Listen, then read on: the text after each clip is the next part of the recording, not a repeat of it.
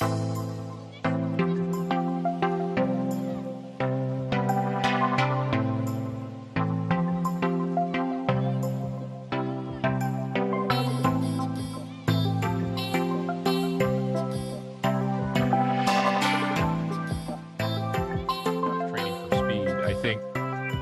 interesting thing is everybody always presents speed as like having a singular solution. So we're going to do drills for speed. We're going to do weights for speed. Like, oh, let's do weights for speed. Go run up a hill or do resistance, pulling a sled or pushing a sled. There's even that character, the guy who invented the Bosu ball, who's got like the marimbas or whatever. Like, he's got shakers or whatever. He's saying, oh, it's all about the arms, and he's like got the salt shakers, saying he's an expert in speed. So it's all over the map, but obviously there is a way to get faster. Some people are doing it right, some people could be a little better, but I wanted to start with a track coach. We'll start with Mike Hurst, because he successfully navigated the time zones and was able to get on our call here straight out of Sydney, Australia. So Mike, if we talk about speed, and you've been in the game a long time, what are your thoughts when you deal with young coaches or athletes and they say, hey, I want to get faster, and I've heard a lot about you, and I want to, I want you to pass on your wisdom and give me the perfect training program, or, give me the solution for speed. What are you usually starting with, and how do you kind of frame the way you coach in terms of getting people faster, whether it's short distance, longer sprints? What do you got for us, Mike? Well, I think everybody brings something to the game, and everybody has their blockages. And so I would ask them to just come down to the track and let me see how they get off the floor, what their contact is like. And then I would start to look at them from every side, and from front and from behind. Excuse me. And I would try to track them from the ground up, and then track them from the head down, and see where there's restrictions of mobility, tension. Try to start there and just get a kind of 3D view and video it, and if I have a problem. But some people just, they jump straight out. They are running phenomenally fast. They've never done any strength training. A lot of it, I think, is born of nature. It's neural. They have a capacity to generate force, which may, in their case, come from just a good use of body weight to apply poundage into the floor. And they have a great capacity just to relax and turn off, and not have agonist and antagonist battling away against each other, and kind of neutralizing the potential to run really fast. So that's where I would start, Derek. I've always leaned on track and field people for the stuff that I've done. I mean, it's strange to me to watch football teams and other teams, strength coaches, trying to deliver speed training programs where there's track and field coaches available and they're not used. Now, for me, my background, some of you may know, but that I was at UCLA between 84 and 93, and had both men's and women's track teams there, which had Mike Powell, Kevin Young, Steve Lewis, Jackie Joyner. I've had some pretty good stallions there. Now, in my case, like you were talking about, they're advanced. Honestly, it goes to me, how do I not screw these kids up, right? Now, that didn't mean they didn't clean, squat, jerk, push press, deadlift and all that. They did. And they were really strong. But at the same time, like Mike was saying, there's some DNA there that you just can't dismiss. It's almost like a little bit of some of this new batting stuff that's going on. They start showing all these Hall of Famers swinging the bat, with what we all hear now about launch angle and all that. And they're showing Hall of Famers. Well, here's how you do it. I'm thinking, come on, those guys are Hall of Famers. There's no way you're going to teach the middle of that that bell-shaped curve, which is where most of us work, teach them that. They already have the speed in there. So then again, it works over with the real elite. Like we're talking, to me, elite means world class, where you got to keep them injury free and able for them to train on the track. So I guess, again, it sounds like I'm a broken record, but strength seems to underpin almost all the training we do there. And then on a team perspective, I was lucky to learn from John Smith and Bobby Kersey and to really look at speed development, but certainly not on that level. I took some bits and pieces from it. I think, the speed that we're looking at there, I think one of the things in team sport that you really need to be able to do, because it's not on an oval and it's not all straight ahead, is just learn how to go full effort, full speed. That's really the key. And unless you're just flailing all over the place, there's not a whole lot of stuff that is, I'm not going to say a waste of time, but if you're spending a lot of time on the technical stuff, I think it is a waste of time. Development. One of the biggest things I would say is when you look at some athletes, some of this neurological stuff, speed's like a tree, right? It grows every day, but it grows really slowly. So sometimes it's not noticeable, but by the time they're done with 4 years of high school and then 4 years of college, they're a much, much faster person. But you've got to be stimulating that speed all the time. You've got to be working on it all the time. Just like a tree needs water and sunlight pretty much every day to keep growing slowly over the centuries that it's in existence, and obviously athletes are much more, not to unfortunate pun here, but truncate that for them as an athlete a little bit. But those are things that I think people need to be aware of. Obviously you want talented, fast kids, but there's a lot you can do even if you don't have a high school of 5,000 or you don't have the talent pool that the University of Alabama football has. There's a lot we can do to make people faster, and we have to think about it from a training age perspective when they come to us, and we need to make sure we're diagnosing their things that they lack, which I really like what Mike said. Hey, let's look at these guys the first time they come out. I don't even want to give them a bunch of direction. I want to see what they're doing, because you can learn a lot about them, what they like, what they don't like, and maybe some of their flaws right away that you can diagnose and start working on just by kind of watching them move. I think from what I've gathered, at least from my short conversations with Lauren, seeing what their max effort runs are a lot, I think is huge in terms of seeing what some of these guys can repeatedly do and tracking that over time. You'll see some guys that you wouldn't expect to consistently run at very, very high speeds, and then kind of tracking that from camp and from their previous years, so I think looking at that is very, very important. Kind of like what Bob was saying, your sprints and your jumps for sure are going to be your money makers, as we go into combine prep here in about 4 weeks, that's again still a big money maker for us in the sense as we do our pre-testing. What do they look like here? Does it look like it matches up when they run their 40? Does their 10 split match up with their vertical jump with some of the numbers that we've seen with previous guys that we've had before? As I'm sure you guys already seen it, if you have a guy that he runs 4.53 but runs 1.68 in his 10 meter dash, and we're like, okay, now we know something's going on power wise. And then we, of course, to kind of watch the film too and watch them on the field and see what kind of translates. Some things can't translate. Some guys have that quote unquote game speed that make up. But in terms of for us determining on what to work on, we definitely still look at those, our power numbers, our broad jump, our vertical jump, our 10-yard split. Now that they're in season, they use the GPS, see what guys are hitting 20, 21, if they're able to. Kind of comparing that from what they did in the past as well. Yeah, with the populations that I serve, being mainly youth and middle school, the majority of what we serve in my facility, speed chases weight, but it doesn't stay that way forever. It doesn't stay that way forever. At some point, it's going to switch, and that's what I found with myself most recently, and some of our college athletes that we have for 12 weeks over the summer, is that weights definitely do indeed chase speed. I've seen it myself firsthand, having been coached by you over the past year.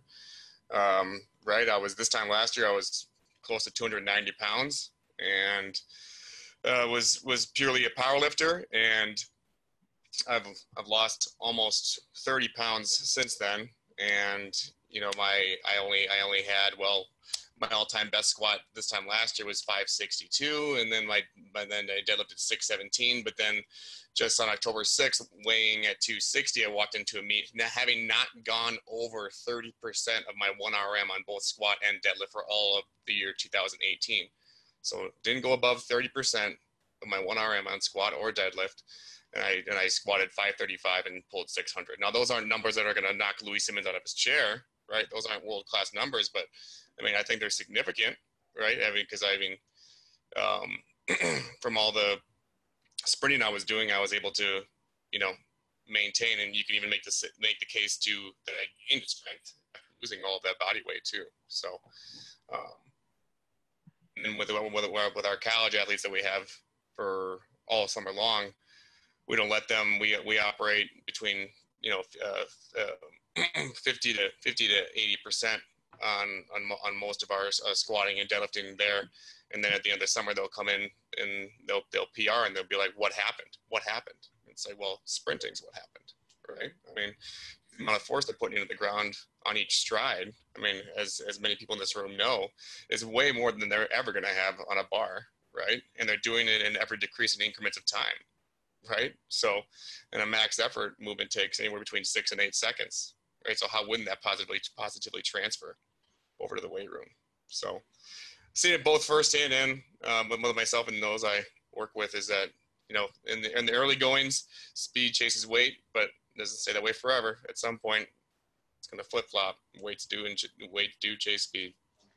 I liked how Hunter put it. You know, there's a point where it does flip, you know, and I think younger kids, you know, you go into high school athletes, they have a big strength deficit compared to what a college athlete or an elite or professional athlete would have. And I've seen firsthand, just in my own experience as a former college football player in the early 90s, where we didn't really know much about speed development. You know, I think our entire off-season program was just based on getting our squat up. You know, we didn't even know much about the power lifts when I was at Northwestern, and I would go through a winter, go into the spring and notice difference in my speed, my movement. And as my squat went up, I got faster, you know, but to a point, and I was never elite in my speed. So I think, you know, there's a point of, you know, and I don't know exactly what that point is. I'd like to be able to figure that out, and I'd love everybody's thoughts, but I know that, you know, we just kind of had a gut when I was on staff at Northwestern that, you know, squatting much over 500 pounds probably isn't going to make them a better football player at some point. And the emphasis really has to be on their power, on their speed, the quality of their movement. But, you know, depending on the position of somebody, what's required of them in their sport, there's a level of strength necessary to be successful. And I think you know, certainly it seems that increases in strength in the squat and the deadlift, and you know, I haven't seen studies on a rear foot elevated, but those would lead to improvements in maybe somebody's ability to accelerate well to a certain point. But you know, to hit a great flying 10 time, I'm not sure what that contribution would be, and I'm a little skeptical that it contributes that much at the higher end. Yeah, probably the most impressive display of like frequency and just ease that I'd seen. So, but Tim, what we were talking about was basically like the value of strength. And I know you'd lifted weights, and I saw you had posted up, you put up 315 pounds pretty easily. And how old are you now? 43. For bench press? Yeah. So what was your thought on just how weights was part of your development for somebody who's run well under 10 seconds? Like, where does it fit in and how do you deal with it now with your athletes? Well, I learned that a power sprinter is not the best sprinter. Power means you got to have power all the time. A finesse sprinter like myself, Frankie Fredericks, the Carl Lewis, just go on with anybody with frequency that wasn't introduced to weights early. You take a Maurice Green or you take a John Drummond, they have to have a powerful start to be in the race at all times. You take a Justin Gatlin, he has to have a great start with power to be in a race. If you look on relays, if you watch sprinters, not all sprinters are great relay runners. And the reason why they're not great relay runners is because they can't produce enough speed to get out and be a great relay runner. Frequency is very important, but power is even more important. And let me get to that. At 19 years old, coming from a small town, I didn't learn how to squat. I didn't learn how to clean. I didn't learn how to deadlift. All I knew how to do was run. In the beginning of my career, I was a chaser, not a great power guy. I didn't understand how valuable the power was. But during a race, I could feel the power off of my opponents, especially Andre Kaysen, Maurice Green. I could feel their power for the first 30. And I kept telling myself, if I could just duplicate some of that power right there, to stay with them for 30 and then get into my run, the race is mine. Going back, my squats when I ran 984 was to the floor, 250, 255. When I broke the world record, I got my squats up down to the floor, 315, 5 sets of 3, 5 reps of 3 sets. That extra power through the drive phase and coming through the transition made my race so much easier. And what I think a lot of people mess up is working hamstring, working quads. If you watch a cheetah or you watch a horse, they have no calf muscle. But yet, they have no quad muscle. They have hips and glutes. Hip flexors, glutes, core, and then upper body was a big part. Because that dual power to hold the second phase, which you're not generating any more speed, but you're holding the speed. So that extra power upstairs to hold the speed, to hold the mechanics coming home was very important. And so now, as I have the football players and they come in, they've been working hamstrings and quads, and that's how they get a lot of pulls. They glutes never fire. The posterior chain skips over the glutes and goes straight to the hamstring because they run is so unorthodox. So they use a lot of more hamstrings, and where as a good runner, we use more glutes and the force towards the ground. I hope that helped someone. Yeah, I mean, for us, it's always a systematic approach, because again, I think it's real easy in the weight room to get caught up in the numbers, getting the strength, the squat number up, the power clean number up, the, whatever the exercise may be. For us, we always try to keep it simple because that's what it made it easier for the players to understand. Obviously, when you're doing sprint work, acceleration work, you want them to get faster. And sometimes it was almost more of educating the coaches than it was the players. But for us, a lot of the speed work we did was we wanted to expose them to the stresses of sprinting so that when they get in those competition periods, you don't get the hamstring and quad pulls and the adductor strains and all those kind of things. But it was, for us, it was always, again, which is, it's already been kind of hit on. I think Coach Lejo already talked about it, of just hitting every aspect of the force velocity curve. Don't get caught on one end of just working nothing but string. Like when, we talk about acceleration, starting speed. If you think about team sports, first step speed is absolutely important, 100% important. Now, first step speed, when you're looking at 90 meters, like, from here to there, not necessarily, but if you think of the sports, if I can get a ball in soccer, if I can get a ball space ahead of you, I can beat you because they'll play it to my feet and you can't reach me. If I can get a step faster than you from the wind up to the plate, it's the first step. I mean, it's only less than 30 meters, the second base, and really you're only running about 20 something. So you're not going to reach full speed. So it's first step speed. Basketball, first step to the bat, all those things. So acceleration, starting strength is super important.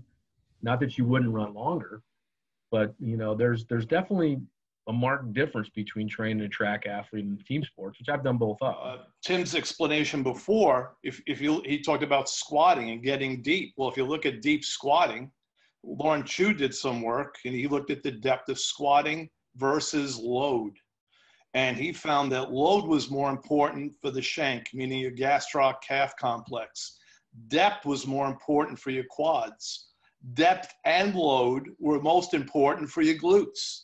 And so you need depth. So your athletes have to be able to get deep on their squatting. And your adductors, which were mentioned before, in the deep squat position, become hip extensors. So they assist with the movement. So I think you have to look at movements and criteria that you get the most bang for your buck. Because in my opinion, it's volume that kills you, not intensity, meaning velocity, load, jump height, etc. It's too much volume that gets to you. I think. Well, hey, Rob, can I ask you? I'm just going to bring up a point here, and you can address this. But when I was at USA Track and Field event where Ralph Mann was going over the start, and he was like, this biomechanist and saying like, look, these are the angles they're in when they start and when they come out of the block. So he was advocating like a higher position squat from a specificity point of view. What's wrong with that? I think specificity is performing the skill. I think what we do in the weight room is enhance physical qualities that hopefully transfer with the practice of this skill. Now, Ralph Mann is a bright guy. So if that's what he wants to do and that's what he's successful with, who might argue with him? But, I just look at it that way. And when I look at velocity, when I look at people run, I look at two things, their time and how they react to their ground. Because another key important factor with strength that no one has mentioned is change of direction and position of change of direction. That takes strength. And Tim Hewitt has a saying that if you don't have the strength, then you're going to be ligament dominant and set yourself up for injury. Thanks, Rob. I'm going to get Tim to jump back in because nobody else in the panel has run 9, 7, 8 at sea level. So, but I wanted to ask Tim,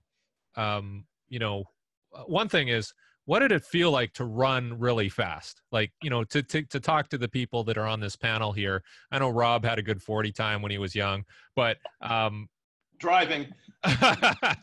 What? Like I always, hear these people talk about like when I was running the world record time, it felt easy. How should it feel? No effort at all. What I learned from training football players want to lift weights throughout the whole entire season, which is not right. Because they're pushing weight every time they come off the line or every time they're doing something on the field. So they never get a break from pushing weight. So it should be a period the same way with sprinters where we don't push any more weight. We focus on being fluent and focus on the sprint. They're not out there blocking for real, if you were a skilled player. Now, if you're a running back, yeah, but that strength that you develop, how long is it going to last? You don't need to go to the weight room and do legs every single week during the season when you stop and going and you putting the muscles through so much stop and going.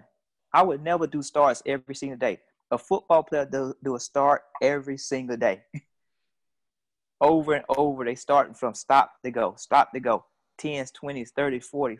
The muscles never get time to elongate. So I learned that I must elongate my muscles. I must do 300s. So what I do for myself now is make sure my muscles are elongated, make sure my clients' muscles are elongated, make sure they're fluent, and the power that they have, understanding that power is going to last you for this amount of time. Did you play football at all, Tim, when you're in high school? Yeah. Oh, yes. I had a dual scholarship. It's just that when I got to junior college, I ran 9.96 at 19 years old, so football was out the question. That's too bad. And you got to pay attention to times in practice. That's very important too. Because on paper, we have, okay, this workout is 2 minutes. 2 minutes recovery, 3 minutes recovery.